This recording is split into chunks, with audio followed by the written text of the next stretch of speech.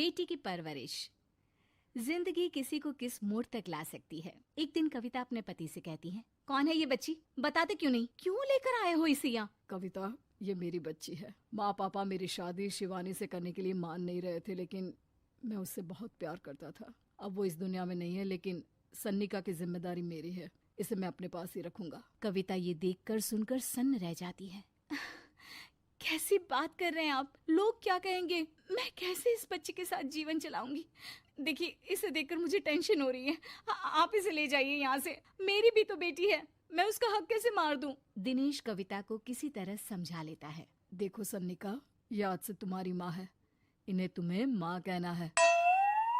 कविता को तो सन्निका को देखना भी गवारा नहीं है, फिर वो उसकी माँ कैसे बन पाती? और शायद दिनेश भी ये हकीकत जानता था। कुछ साल बाद देखिए, अब राधिका बड़ी हो गई है, उसके लिए किसी अच्छे घर का रिश्ता देखिए ना। शादी तो करवानी है ना? हाँ, लेकिन सन्निका उससे बड़ी है, पहले तो उसकी शादी तय करेंगे ना। जमाना जानता है कि वो एक नाजायज लड़की है, कोई उससे शादी क्यों करेगा? वैसे भी आता है क्या उसे, जो कोई उसे अपने घर की बहू बनाएगा? तभी वहाँ सन्निका आ जाती है। पापा, मुझे स्कॉलरशिप मिल गई है, आगे का सारा खर्चा यूनिवर्सिटी वाले उठाएंगे। मैं कल ही वहाँ हॉस्टल में शिफ्ट हो रही हूँ। लो, सुना दिया ना फैसला। अरे अब क्यों शिफ्ट हो रही हो? पहले ही हो जाती शिफ्ट। दुनिया में यूं कालिक तो ना होती हमारी। क्या यार कविता, एक तो खुशी की बात है कि लड़की को कुछ आगे बढ़ने पढ़ने का मौका मिल रहा है, लेकिन नहीं, तुमको तो केवल ताना मारना ही आता है। जाकर देखो शिवानी क्या कर रही है। अरे हाँ, मैं शिवानी को दूध देना भूल गई, वो कैसे उठेगी?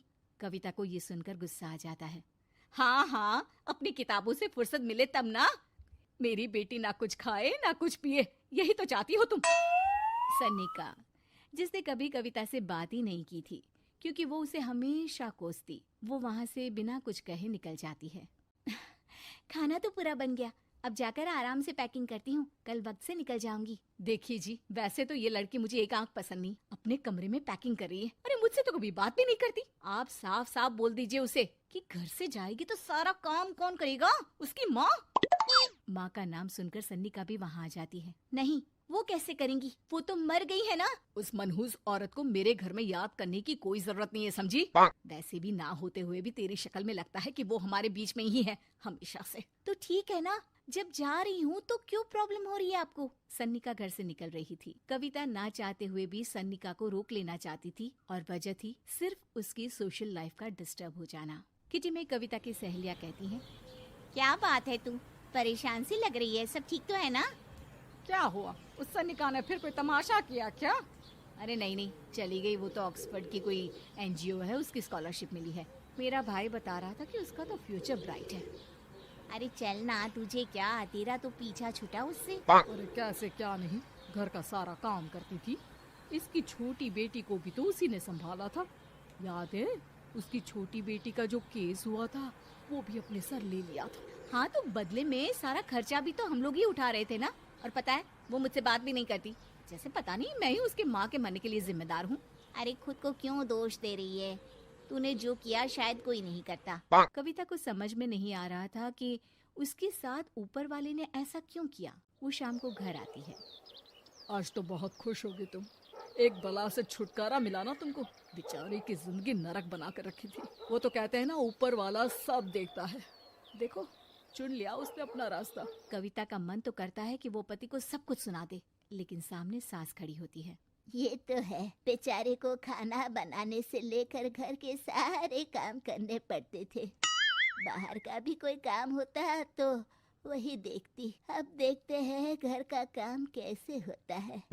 तभी कविता की बेटी उसके लिए चाय लेकर आ जाती है। लो माँ चाय, कैसी रही किट्टी? अच्छी थी बेटा, खाने में कुछ बनाया है क्या?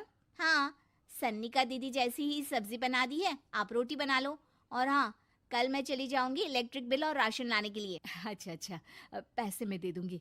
सन्नी का कार्ड दे गई है ना? हाँ माँ, एक कार्ड तो देकर गई है। अरे चोर नहीं थी वो, मेरे बेटे का ही खून है।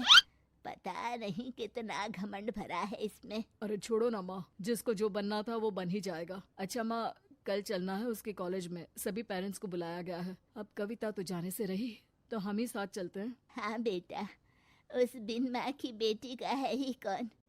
अब क्या था, कविता का गुस्सा फूट पड़ता है। हाँ, आप लोगों के जैसे तो इंसान नहीं देखे मैंने। अरे मेरे सामने ही अपनी नाजायज बेटी को लाकर बिठा दिया। रोज मैं उसे देखती तो एहसास होता कि कैसे आपने मुझे इतना बड़ा धोखा दिया। जरा सोचिए तो, अगर ऐसा ही कुछ मैंने किया होता तो। अरे रहने दे, क्या नहीं किया तूने उसके बदले में। उस मासूम के साथ क्या क्या करती थी सब जानते हैं हम। अरे छोड़ो ना माँ, ये तो एक बात लेकर बैठ जाती है। चलो सोने चलते हैं। अगले दिन दिनेश और उसकी माँ सन्निका के कॉलेज में जाते हैं। कैसी हो बेटा, मेरा नाम रोशन करना। जरूर पापा, ये ले बेटा पैसे रख ले। नहीं, वो कविता ने काट दिया है। अरे बेटा, वो माँ है तुम्हारी, उसका नाम क्यों लेती हो? अरे हटाओ भी, क्या ही क्या है उसने इसके लिए, क्यों माँ बोले। तभी वहाँ सन्निका की टीचर आ जाती हैं। सन्निका की माँ नहीं आई? जी नहीं, वो घर में बेटी है ना, सबका एक साथ आना तो मुमकिन नहीं था। तो उन्हें भेज देते, हम सभी उनसे मिलना चाहते हैं। मानना पड़ेगा, बहुत अच्छी तरह से पाला है उन्होंने अपनी बेटी को। क्या घर का काम, क्या बाहर का, कॉन्फिडेंस तो कूट कूट कर भरा है। पैसे रुपये के लिए भी इसे किसी का मुंह नहीं देखना पड़ता। स्कूली शिक्षा भी लाजवाब है। पिता और दादी को एहसास होता है कि जिस कविता के पालन पोषण पर उन्हें हमेशा से शक रहा, वो सन्निका के भविष्य के लिए